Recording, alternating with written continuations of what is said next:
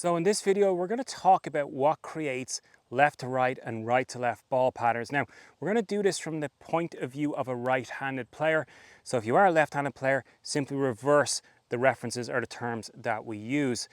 So really, what creates spin in a golf ball? It is really the difference at impact between the club head path, so the direction that this club head is traveling, and where the face is aiming. Now, it's a little bit more in depth than that, but let's keep it that way for the moment in terms of keeping it simple and understanding, because what I really want you to get from this, whether it be an iron or a driver that's creating a left to right or right to left pattern, is why does it happen? Okay, so when we're looking at this, we've got a couple of alignment sticks down on the ground here. We've got this yellow alignment stick going straight to our target. That's just a representation of a line straight to our target. We got this black stick down here, and that's going to represent the actual club head direction. So the direction that this club head is traveling in. And then we got this white stick, that's going to represent where the face is aiming. So if we're playing around with this, we're just going to remove this yellow stick for the moment out of the equation.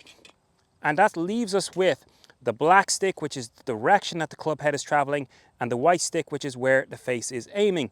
Now, if both of those are aiming in roughly the same direction, we're probably going to get a straight enough golf shot, right? So, for example, if I did swing and hit this golf ball and it started 10 yards right and didn't do anything else, I would more or less say that both the club head and the club face were aiming in the same direction or traveling in the same direction at impact. Now, if I did get a ball that started maybe perhaps on line and then moved away, so started to move off to the right hand side, what I would then say is I've created a bit of a fade or a slice pattern. So what has to happen to create that shot?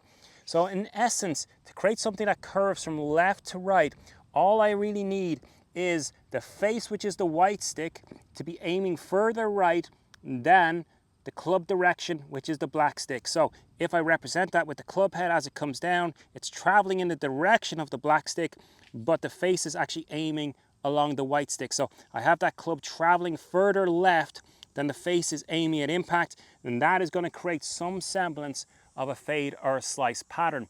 If I hit a draw pattern, so if I stood up here right now and this ball started off towards my target and then started to move away, so started to move to the left-hand side, I would simply reverse this. So that would be when I have that club head traveling, again, the club head travel is the black stick at impact, the club head is traveling further to the right than the face, which is the white stick, is aiming. So I have that sort of a pattern happening, and therefore that ball is going to start off about close, maybe just inside that white stick, and move away from the black stick, which is the club path.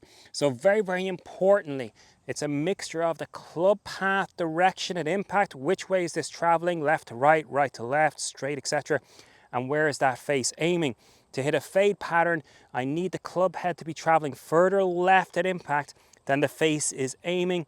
To hit a draw pattern, a right to left, I need that club to be traveling further to the right at impact than the face is aiming.